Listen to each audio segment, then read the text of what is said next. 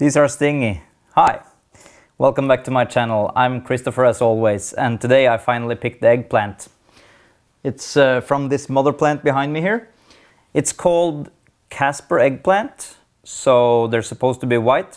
You might have noticed from the video that, from the clip before, that it's turning yellow. I don't know if there's something horribly wrong happening with these ones or if it's just the color when they start to ripen. Never grown eggplants before, barely touched them in the grocery store, so it's just something that I have to figure out. I'm gonna barbecue these either way. So today I've actually just have something fun to show you.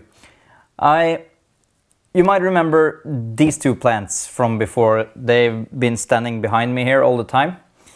Last year, almost a year ago, I made a video, the complete garden tour, something, and I showed these two, and they looked completely different. They were big, fully bushed and everything. Well, first the spider mites took them, and I got rid of those. I just chopped it down and everything seemed to look nice. Then the thrips came and took the rest. And I still have some thrips problem in here, but it looks like the predatory mites that I introduced the last episode, it looked like they actually are doing something good to the garden. I have another batch of those predatory mites coming in within a week or two. On the website of the people that deliver those, they say that you should introduce a new batch every 14 days until the problem is completely gone. I'm only gonna do this 2 times, and I ordered half the dosage that I did the first time. So I think it really works, and these are definitely a testament to that it actually are working. They look much healthier now, and the fruits, I don't know if you can see them, but they're actually putting out new fruits everywhere, and they're flowering like crazy. So it looks like it's finally going in the right direction. The leaves have stopped turning bad. I can still see a little bit of thrips here and there, but it's not that much. So hopefully, fingers crossed, we get rid of that problem. But anyway, that's a sidetrack. These two, they are those big bushes, and I bought them from a nursery. Probably the ones that brought in the spider mites, but yeah. I put that behind me now. This one was a kumquat in the seed giveaway that I did. That's actually seeds from this plant. And if you've grown kumquat, you know that they grow really bushy, and they have those tiny leaves. And this looks nothing like that. I cut it down halfway down, both of them, when I started to have the spider mite problems, because I thought I'd just eliminate the whole problem and see if I can get something back, and they actually came back. This one doesn't look like the same plant, and this one either. This was actually a citrus called chinotto. It's an Italian name for a small orange, and they look somewhat similar to the kumquat, but they have much tinier and much denser leaves. This was a really bush, and this one does not look like that at all. So at first I didn't notice it, and I wasn't paying attention to it, but then suddenly here the other day I was up here watering, and I thought, well, wasn't this the kumquat?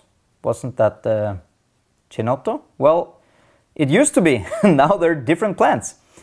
These ones are grafted. So what they do at the nursery, or where they grow these before they put them in the nursery, they use the stem from one plant, and they graft in the plant that they're selling in the store on top of the other plant. So what happened when I cut below the point where they were grafted, they started to come back from the original stem. So this one, if my Googling are correct, this one is a trifoliage orange. You can, if you go to Google and you do the image search and you search in trifoliage orange, this is supposed to be a really, really sour orange because it's named trifoliage orange because the leaves are 3 parts. So every leaf is like 3 leaves. I might put a picture here so you can see what it looks like.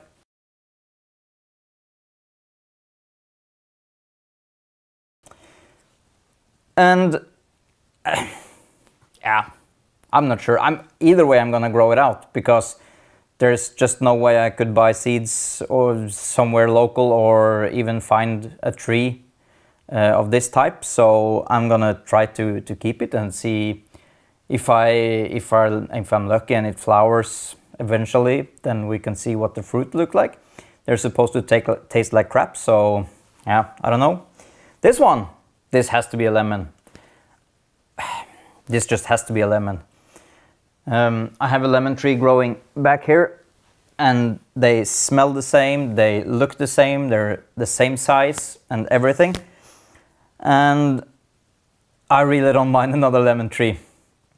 It's growing back from the stem and it looks weird and yeah, it's not as nice as the other ones, but I don't mind. They just smell great. Oh, I just love rubbing the leaves and smelling the fingers, and wow, it smells like lemon. They're a real citrusy smell to them. So yeah, that's these two. I'm just excited to see what comes of these. And I'm excited to grill these. I'm gonna do it with some garlic and I'm not sure. I have to Google something. I love eggplant, by the way. We use them in moussaka and it's wow, it's the best thing. I love those more than potatoes in moussaka. Either way, I did a stupid purchase yesterday. Some of you might be on my Facebook page.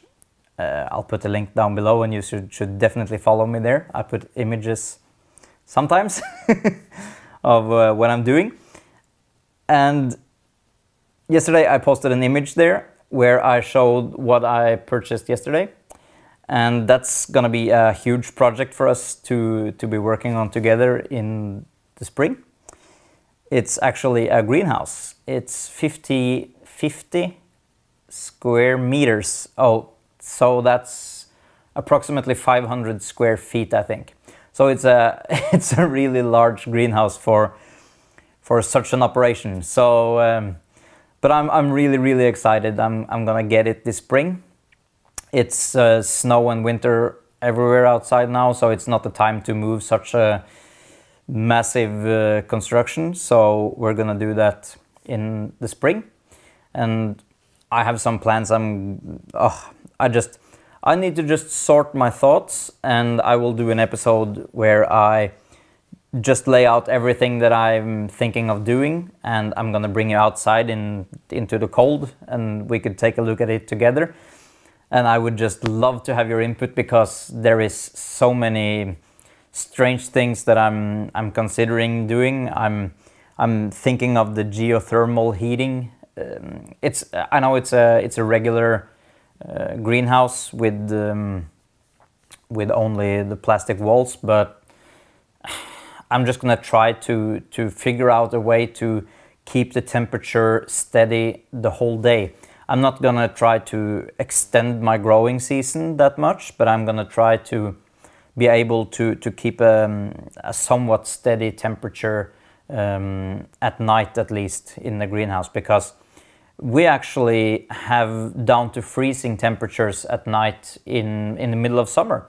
So if it's really nice weather in the day, it could be like 32 degrees Celsius in the daytime, but sometimes at night it drops all the way down to freezing. So that's not good for anything semi-tropical. So when I'm growing peppers and tomatoes and everything, they really hate the cold temperatures at night. So I'm gonna try to figure out a smart way to keep the temperatures going more steady. So you might wonder what the greenhouse looks like, and I'm gonna put a picture right here.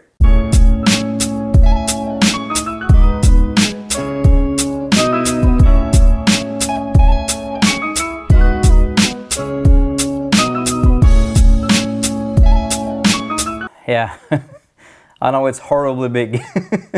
I don't know what I have to fill this with. I was thinking, my original plan was to build a geothermal greenhouse passive solar system. And I had some ideas. I was doing some 3D drawings, and I was figuring out what to do, and I was thinking of doing the whole thing from scratch myself. But then this greenhouse just suddenly popped up on the internet yesterday, and there was somebody who wanted to sell them, and I got it at a really good price. So I figured, well, I could do it the other way that I was originally thinking and spend 5 times the money that I was paying for this greenhouse, or I could do this greenhouse, and I could, let's just say I'm gonna start off with this greenhouse and let's just see where it goes. Either way, this is a greenhouse that if I change my mind and I wanna build the original greenhouse that I was thinking about in 2 years' time, I could always sell this greenhouse. So it's really not a big problem for me. And I got it at a good price, so I could sell it without losing that much, I think. And it's just gonna be so much fun. So originally I was thinking that, well, outside this summer it's just gonna be some straight up simple gardening. I was thinking about just doing 1 or 2 beds with lettuce and cucumbers. No, not cucumbers, but carrots and yeah, maybe some spinach, arugula, and all those kind of things. And I of course have my oregano, and I have my mint, and a few of these things that come back every year. So I was thinking of doing just simple, but then I came over this yesterday and I decided, just a snap decision within 1 hour, and I just figured, well, I'm just gonna go this way. And then I was so happy, and I looked outside and I was thinking, well, it's gonna go here, and I'm gonna do this and that, and everything looked so nice. But then suddenly I was thinking, well, I need to fill this house. So it just dawned on me that, well, I'm almost late now, because I wanted to start my peppers when I'm getting my peppers outside, especially since we have this short growing season. I like to get my pepper plants really thick and nice before I bring them outside, so there's a chance that the fruits will ripen. So the best way is to just grow the peppers, chop them down, and just keep them low and bushy, and to the point where they almost are flowering, and then just bring them outside, and they just get a head start. So once they acclimated, and they just take off. But the problem that now that I'm facing now is that I have nothing planned. I have no idea what I'm gonna do. I have a ton of space. Once I get this, I think I'm gonna get everything ready by mid-May. I think by mid-May I should have the greenhouse up and running, and I will be able to put everything outside. So this coming week I'm plenty filled with planning, so I'm gonna try to figure out what kind of peppers I'm gonna grow. I'm gonna try to grow a few things that I've never grown before. I'm gonna grow tomatillo. I've never grown that before, and it would be a real treat to get that for making a salsa verde or something in the autumn. I'm gonna have a few tomatoes. I'm gonna try eggplants. If this succeed, this is another variety. I don't remember the name, but once we get fruit, I will tell you. So we're gonna have a few of those, and we're gonna try some watermelon or cantaloupe or some sort of melon. What should I grow? do you have any ideas? I'm all open because I have a lot of space and I have a ton of seeds, and I would just love to be able to grow something fun. I might even put a banana in there. I have so many banana trees now, so I might just take a pop and I'm gonna put it outside and see if it will grow at all. It's a fairly high ceiling, so it's gonna grow for, let's say, 5 months, and I'm just gonna see how it fares. And it's definitely the first time people have grown bananas outside in this region, so that will definitely be a first. But I think I'm gonna do it just because I have a ton of those, and yeah, I can spare one, and once the season is over, I'm just gonna chop it down and I'm gonna make compost out of it. So that's really not an issue. So yeah, just let me know if you have some cool ideas on what I should put out. I know this is just a video of me rambling on, but I just have so many things going on right now, and I just wanted to tell you about the greenhouse, and I just thought this was really fascinating because this is something that I really don't think of when I buy these trees that are grafted. So yeah, it's a fun experience.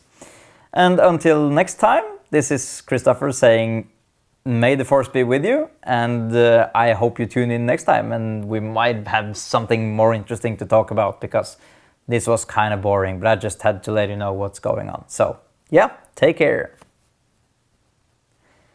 Okay, that's that. They actually smell good. And they are so sharp. I always forget they have these thorns.